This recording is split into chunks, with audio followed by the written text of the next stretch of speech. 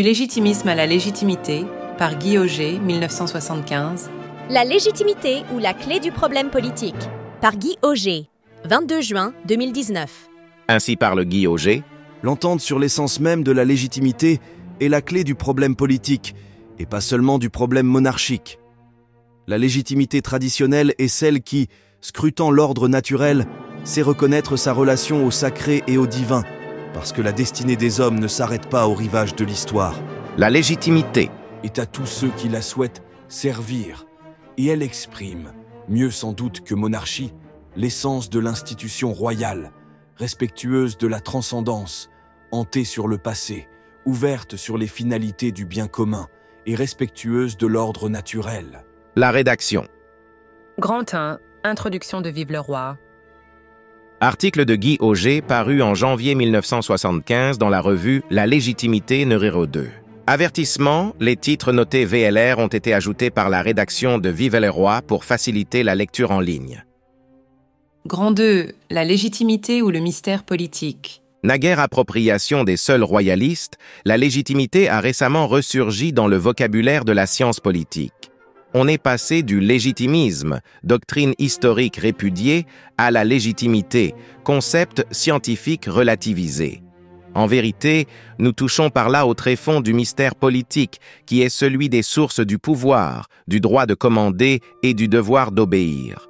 Nous n'aurons pas la présomption de vouloir épuiser en quelques lignes un si vaste et si délicat sujet. Tâchons seulement, en guise d'introduction à une démarche qu'il y aura lieu de poursuivre, de cerner le concept de légitimité, puis de dégager ce qu'il implique d'essentiel à nos yeux. Grand 3. Les avatars du concept de légitimité. Si l'idée de légitimité est ancienne, le terme est assez récent. Le dictionnaire Robert signale 1694 comme année de réception à l'Académie française, alors que légitimiste et légitimisme datent d'environ 1830. Mais la notion a passablement varié depuis 2 siècles, glissant du droit à la politique et de la politique à la sociologie. 3.1. La légitimité en droit. Étymologiquement, la légitimité exprime une référence, un rapport à la loi, à l'intimité de la loi.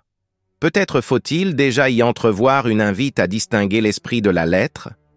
Malgré tout, elle ne se démarque pas bien, originellement, de la légalité. Elle en tient lieu.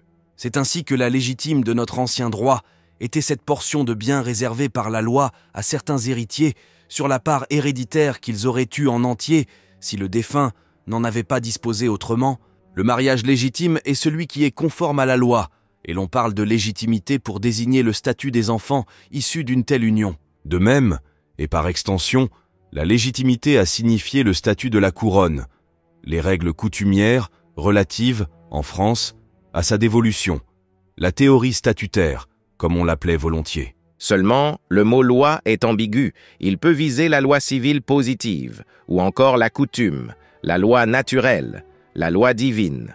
Dès lors, on comprend mieux qu'une séparation se soit opérée entre légalité et légitimité, la première étant ordinairement rattachée à la loi au sens le plus étroit et le plus juridique, tandis que la seconde va, par-delà cette loi positive, jusqu'à l'esprit d'équité. 3.2. La légitimité en politique. On sait comment Talleyrand, au Congrès de Vienne, fit habilement usage de ce thème afin de limiter les dégâts de l'aventure napoléonienne. « Avec la maison de Bourbon, s'exclamait-il, la France cesse d'être gigantesque pour redevenir grande. » Le bouclier de la légitimité effectuait ainsi son entrée dans le vocabulaire proprement politique. Après 1830, les fidèles de la branche aînée des Bourbons placèrent leur cause sous cette enseigne, ce qui n'alla pas d'ailleurs sans quelques contestations. Louis-Philippe et ses juristes, sensibles au prestige de l'expression dans un milieu monarchiste, en même temps que conscients de leur usurpation, excipèrent d'une quasi-légitimité, tandis que bonapartistes et démocrates, plus ou moins rousseauistes, suggéraient une nouvelle légitimité. La Troisième République, pour sa part, a toujours regardé avec suspicion un terme qu'elle tenait pour incurablement contaminé de réaction. Elle estimait, avec le positivisme juridique ambiant, que la légalité républicaine lui suffisait amplement. Dans un cadre démocratique, où la loi est réputée expression de la volonté populaire souveraine, toute raison d'en appeler à un principe supérieur tombe. Plus encore, l'opposition légalité-légitimité revêtait l'allure d'une dangereuse hérésie aux relents cléricaux dont les vrais républicains n'avèrent que faire. De leur côté, la plupart des royalistes eux-mêmes ne songeaient guère à relever l'étendard de la légitimité, puisqu'ils se faisaient gloire, du côté de l'Action française notamment, d'avoir enfin éteint la vieille querelle née en 1830.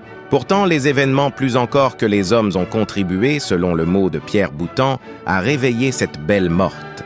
Ce fut d'abord le drame de 1940, puis celui de l'Algérie française, qui firent éprouver d'une façon existentielle la distinction, et souvent le divorce, entre légitimité et légalité.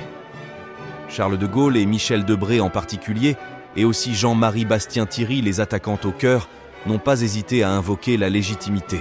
Chez les royalistes, les querelles intestines au monde orléaniste, la condamnation de l'AF par Rome et par le comte de Paris, firent réfléchir quelques esprits sur les prétentions dynastiques du petit-fils de Louis-Philippe.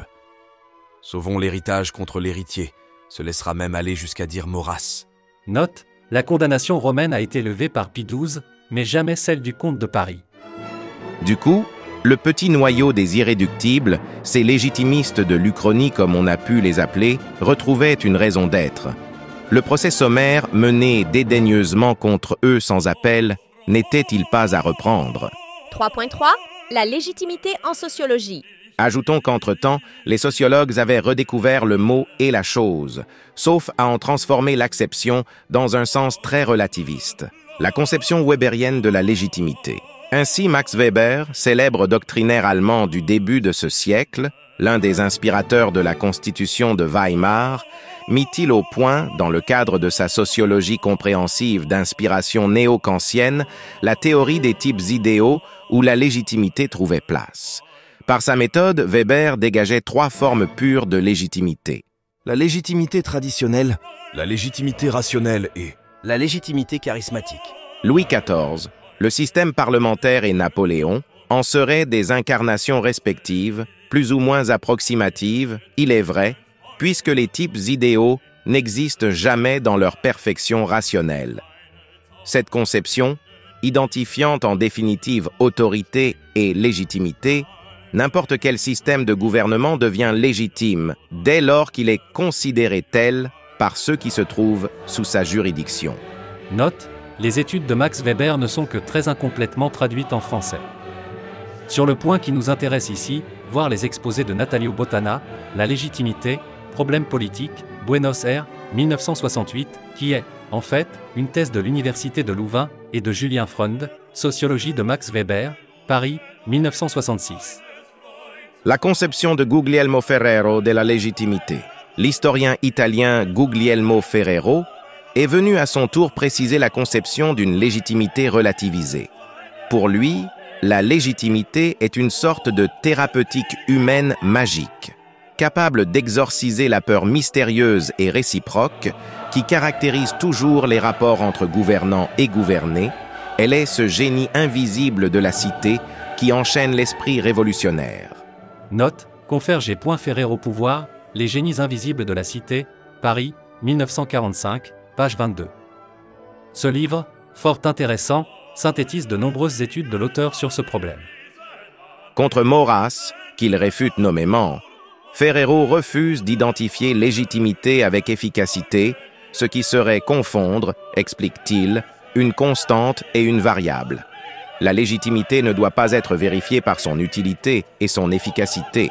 Comment en pourrait-on juger hic et nunc, mais par la conformité des gouvernants à un principe accepté par ceux qui obéissent. C'est ce respect du principe qui, seul, fonde le droit au commandement et qui est objectivement appréciable. Du coup, la légitimité n'est pas le privilège d'un seul type de régime. Elle n'est pas non plus immuable et éternelle, servant à mesurer une manière d'être des gouvernements. Elle peut, selon les moments, apparaître plénière, partielle ou nulle. Alors que le pouvoir monarchique ou démocratique, n'importe, vient toujours d'en haut, elle procède d'en bas, de la culture du groupe auquel elle s'applique. Les principes de légitimité grandissent, vieillissent, meurent, le plus souvent se heurtent et se concurrencent. L'histoire étant largement faite de leur lutte. Concrètement, et de façon probablement un peu confuse, Ferrero identifiait deux couples de principes de légitimité, électif et démocratique d'une part, héréditaire et aristo-monarchique d'autre part. Les premiers termes se rattachant à la méthode de légitimation, l'élection ou l'hérédité, les seconds concernant le titulaire du pouvoir, démocratie ou aristo-monarchie. Quoi qu'il en soit, la légitimité, en justifiant le droit de commander des uns et le devoir d'obéissance des autres, autorise le pouvoir sans la peur et apparaît comme le génie, en soi irrationnel, d'une certaine harmonie politique, faisant obstacle aux révolutions, ces résurgences de la force nue et de la peur ancestrale. Grand 4. De l'acception traditionnelle de la légitimité. On reparle donc de la légitimité, mieux, on l'étudie. Et pourtant, si cette notion a bel et bien été restaurée, elle reste généralement à définir. Même auprès des royalistes, même parmi les légitimistes, qui pourrait affirmer qu'elle fasse l'unanimité, qu'elle connote un contenu univoque? L'approche, nous semble-t-il, peut s'effectuer à 3 niveaux différents: historique, juridique et politique.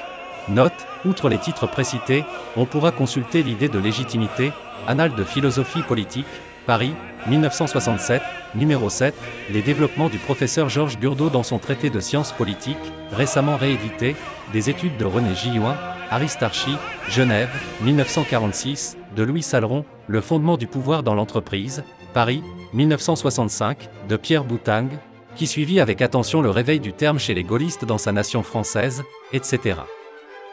Nous mettrons plus particulièrement en exergue un excellent article de Pierre Debray paru dans l'Ordre français d'avril 1964, qui rattache ses réflexions sur la légitimité et la légalité à la distinction grecque entre thesmoi, loi fondamentale de la cité d'inspiration divine, et logoi, décrets humains. 4.1. Approche historique de la légitimité. Dans la famille spirituelle à laquelle nous appartenons, la légitimité évoque beaucoup de souvenirs et de nobles passions. Note, il convient de noter que ce titre de légitimité, que nous relevons, et qu'un blanc de Saint-Bonnet affectionnait, n'a jamais servi dans la presse du parti légitimiste à notre connaissance. Seuls les partisans nondorfistes de la survivance de Louis XVII l'ont utilisé pour une publication qui connut une longue carrière depuis 1883. Il vaudrait la peine d'étudier cette revue, car l'histoire du survivantisme, authentique souci légitimiste en dépit des maladresses et des ridicules qui le diminuèrent, naguère était mieux loti que la cause dite des Blancs d'Espagne. Profitons de la circonstance pour noter que le chef des Bourbons-Nondorf, Louis, titré duc de Normandie par ses fidèles, vient de décéder en Hollande, à l'âge de 66 ans, le 8 janvier 1975. Il était l'arrière-petit-fils de celui qui est enterré à Delft sous le nom de Louis XVII. Historiquement, elle exprime notre fidélité à la branche aînée des Bourbons contre l'usurpation orléaniste dans la querelle qui opposa, au siècle dernier, Charles X et Henri V à Louis-Philippe et au comte de Paris. Nous croyons en effet que cette querelle fut profonde et qu'au-delà des rivalités de personnes ou de clans, elle exprimait déjà deux conceptions très divergentes de la royauté, deux visions du monde antithétiques. Ce qui n'est pas à dire que nous devrions continuer d'épouser aujourd'hui, aveuglément, toutes les passions, toutes les rancœurs et toutes les options des légitimistes de naguère, qui furent, beaucoup plus qu'on ne l'a cru parfois, des hommes de leur temps, avec des contradictions, des faiblesses, des insuffisances et beaucoup d'échecs. Simplement, nous pensons que, sur l'essentiel, ils voyaient plus juste, moins médiocrement, que leurs adversaires, et qu'ils nous ont légué un héritage intellectuel irradié par un amour de la vérité et une piété traditionnaliste où il reste à puiser. La légitimité est d'abord une tradition historique, et ceux qui se réclament du bénéfice de la continuité royale se doivent de l'assumer. 4.2. Approche juridique de la légitimité. Juridiquement, et en son sens le plus strict, la légitimité formule une interprétation objective du droit royal français. Sans majorer à l'excès cet aspect, nous n'aurons garde d'oublier qu'il mène à l'incarnation humaine de la doctrine et qu'il est solidement fondé. La légitimité applique au problème du pouvoir les lois fondamentales de la royauté française sans rancune inutile, mais sans concession à l'esprit révolutionnaire ou opportuniste, avec assurance et fermeté. Rappelons à cet égard, avec tous nos anciens légistes, avec la quasi-totalité des historiens du droit contemporain et malheureusement à l'encontre de la majorité des royalistes de ce pays depuis 1830, que les renonciations d'Utrecht sont nulles, qu'il n'existe pas une loi de nationalité mais une loi de sanguinité capétienne pour désigner le successeur de nos rois, et qu'à l'heure actuelle, sous réserve de principe, si l'on veut, d'une hypothétique preuve décisive quant à la descendance de Louis XVII, le dépositaire de la légitimité monarchique traditionnelle est Monseigneur le duc d'Anjou et de Ségovie, chef de la maison capétienne, et après lui son fils aîné, Monseigneur le duc de Bourbon et de Cadix. La légitimité est l'application du droit royal français tel qu'il est défini dans la théorie statutaire et les lois fondamentales du royaume. 4.3. Approche politique de la légitimité. Politiquement, enfin. La légitimité n'est pas simplement une controverse dynastique, elle ne se réduit pas à souhaiter le remplacement d'un chef de l'État élu par un monarque héréditaire. Elle n'est pas une aspiration vague à n'importe quelle monarchie, libérale ou poignarde. Elle se réclame d'une philosophie politique qui n'apporte point de solution idéale toute faite, mais propose la recherche réaliste de l'ordre naturel des choses. Il y a des rois en Europe, écrivait pertinemment Bonald, mais il n'y a plus de royauté depuis que la souveraineté du peuple a été avouée par les souverains eux-mêmes, et ce ne sont pas les rois, c'est la royauté qui nous sauverait. Note, confère en marge de la Sainte Alliance, lettre de Bonald au comte de Senft, publiée par Jean-René Déré, Paris, Les Belles Lettres, 1967, page 39. La légitimité est précisément une méditation sur la royauté, car que pourrait faire le roi légitime dans un pays subverti jusqu'à la moelle, révolutionnaire et révolutionné? C'est bien, du reste, parce que la tâche de restructuration des nécessaires communautés naturelles est longue et délicate, que les difficultés surgissent sur la personne du prince légitime, cette acception étroite de la légitimité, sont finalement, et pour l'heure, assez secondaires. Nous ne les esquivons pas, mais rien n'interdit d'espérer qu'à l'instant décisif, elles soient facilement solubles. En tout cas, il n'y a pas là prétexte suffisant pour se dérober à l'ample travail qui attend, dès à présent, les contre-révolutionnaires. L'entente sur l'essence même de la légitimité importe davantage, car là est la clé du problème politique, et pas seulement du problème monarchique. Les recherches contemporaines sur la notion de légitimité sont à peu près toutes relativistes. Le 21 janvier 1793 marque, à cet égard, une grande fracture, et c'est bien pourquoi la mémoire d'un événement sur lequel il serait possible d'ironiser facilement mérite d'être gardée. Par-delà le royalisme des cimetières que sa commémoration évoque, il reste cette désacralisation macabre mais rituelle de la politique dans l'histoire de France, cette répudiation consciente, sanglante et profanatrice du droit divin en la personne de celui qui était loin du Seigneur. S'il est vrai, comme le pense Ferrero, que la légitimité fait le fond invisible de l'histoire, il n'existe guère que 3 situations concevables à son égard. Ou bien prévaut une légitimité traditionnelle, ou bien une légitimité révolutionnaire, ou bien une vacance de légitimité, dans laquelle la quasi-légitimité peut éventuellement servir de transition devant le choc des légalités. La légitimité traditionnelle. La légitimité traditionnelle est celle qui, scrutant l'ordre naturel, sait reconnaître sa relation au sacré et au divin, parce que la destinée des hommes ne s'arrête pas au rivage de l'histoire. La légitimité révolutionnaire. La légitimité révolutionnaire n'est pas moins sacrale que sa rivale, mais au lieu de s'ordonner au droit divin, elle sacrifie au sacré démonique. Elle se trompe d'absolu et elle absolutise le relatif. Le rituel révolutionnaire n'abolit point le sacré, elle le transfère et le déplace.